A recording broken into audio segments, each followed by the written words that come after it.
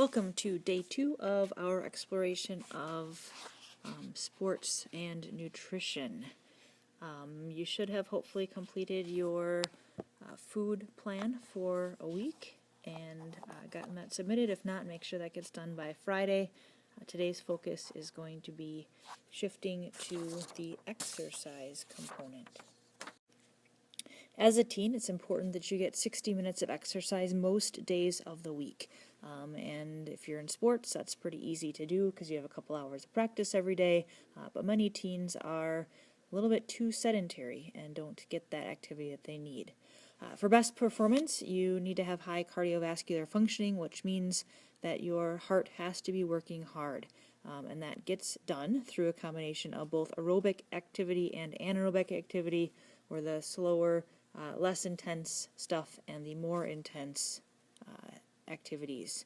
The endurance aerobic activities might be running, jogging, swimming, playing basketball, soccer, or volleyball, and anaerobic activities might include things with quick bursts of energy like sprinting or weightlifting.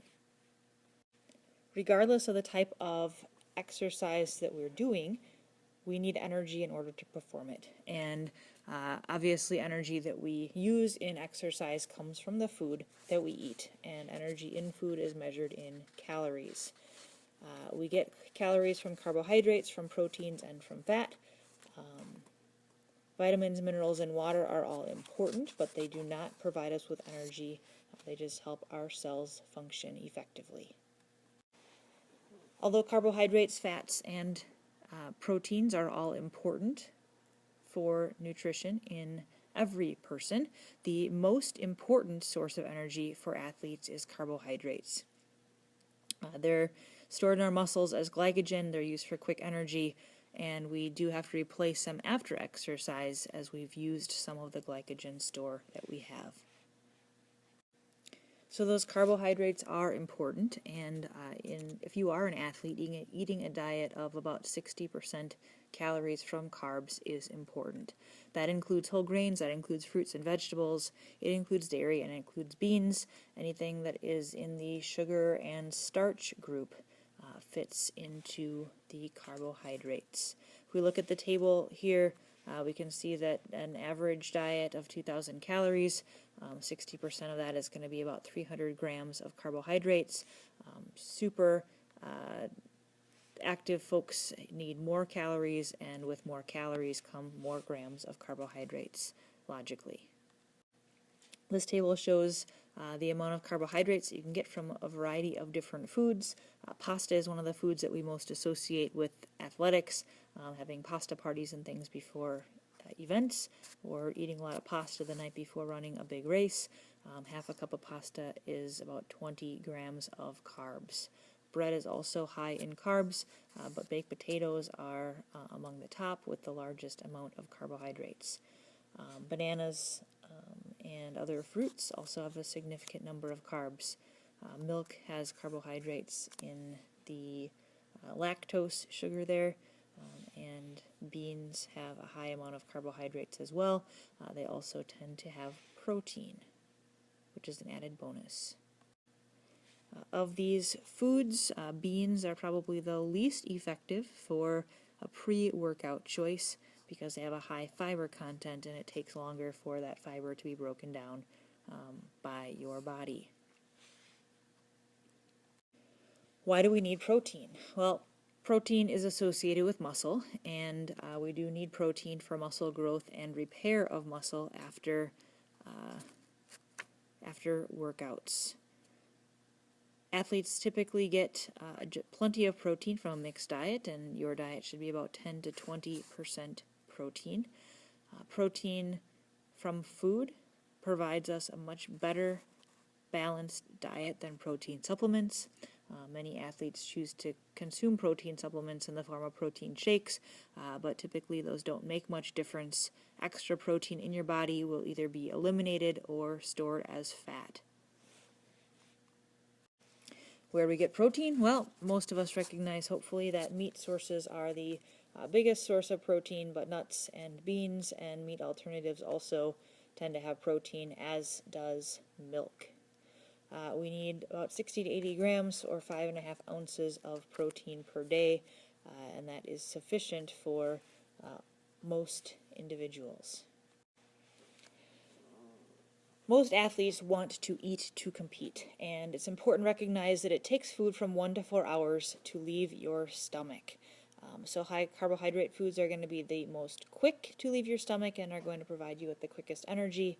Those high in fat can be in your stomach for more than 4 hours, and so that means that the best choice for pre-game meals is high carbohydrates, things that are easy to digest and become quick energy and aren't sitting in your stomach for long periods of time. When should you eat if you are going to be working out or if you're going to be competing? Well, typically it's best to eat about 3 to 4 hours before your event, and that will help avoid hunger, delay fatigue, and minimize the amount of cramping that you have in your abdomen as you are competing.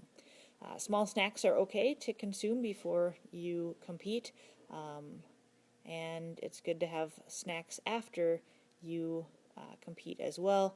If you wait too long after being active to eat, recovery time will be slower. You should be eating a meal within 2 hours of finishing, and obviously that's going to be different depending upon what kind of activity that you're doing, but that post-game meal is an important one that often gets overlooked. Many of us choose pasta before competing, and pasta and salad and milk are great options for that meal. Grilled chicken and rice and broccoli are also potentially a really great choice for pre-game meals. Snacks for athletes are various, but there are some that are better than others. Granola bars or breakfast bars are a great choice for a quick snack that's pretty easy. Bagels with peanut butter to provide you both with carbohydrates as well as some protein are great choices. Crackers, cheese, fruits, vegetables like carrots and celery, raisins, nuts, or trail mix, and low-fat yogurt.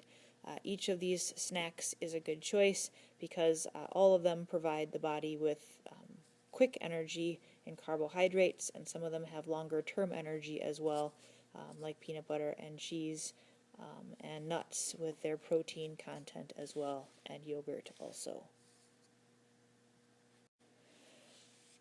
Fast food is not an ideal choice to consume before or when you're active and competing. But if you do have to choose a quick fast food on the way to a game, there are some better than other choices. Things like high-carb foods, again, with low fat are good. If you're at a Mexican place, having a bean burrito and some low-fat chips and salsa, pizza, maybe thin crust pizza with lots of vegetables on top. If you're at the Quick Trip and need a quick meal before a competition, sandwich with turkey and cheese and a piece of fruit is a much better choice than a hamburger or something like that. And if you're at a place like McDonald's or Burger King, a plain burger or a grilled chicken sandwich is a good choice, and low-fat milk as opposed to a soda. Breakfast has been noted as the most important meal of the day by science in general, and it is also true for athletes. So as you're thinking about breakfast and preparing to work out or to compete, you should choose carbohydrates, proteins, and healthy fats, and have a various mixed diet that fits along with the Choose My Plate plan. Cereal and banana, oatmeal, toast and peanut butter, English muffin with egg and cheese, all those are good choices. High energy breakfast will provide you with energy throughout the day as well as jumpstart your metabolism. Vitamins and minerals do not provide us with energy, but they do allow us to perform at our best. Sodium and potassium are both important for body fluid balances. Both are involved in muscle functioning as well as in nerve functioning with the sodium-potassium pumps. Antioxidants are anti-inflammatory and help prevent muscle soreness, and can be found in foods like blueberries. Calcium is the standard mineral needed for strong bones, as calcium salts are a big piece of contributing to bone development and strength. Iron, zinc, and B12 are vitamins and minerals that are useful in helping to keep your muscles going as well as recovering. These vitamins and minerals can be found in typical food choices. Eating plenty of fruits and vegetables and getting a variety of foods will allow you to get the minerals and vitamins that you need. It's also important to hydrate to dominate. Hydration is the best way to keep going during an activity, and drinking before, during, and after exercise is important.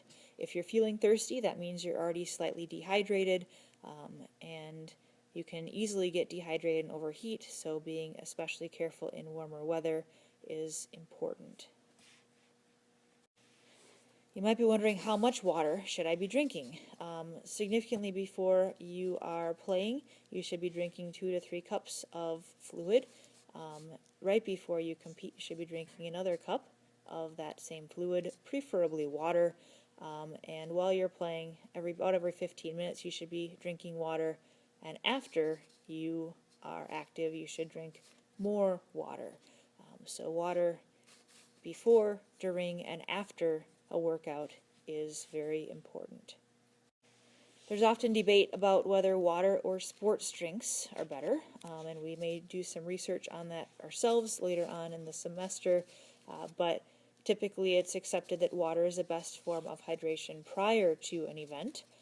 If you are active for more than an hour, sports drinks can be used to help replace electrolytes. It's often a good idea to mix your sports drink with water to have a lower sugar content if that sugar upsets your stomach.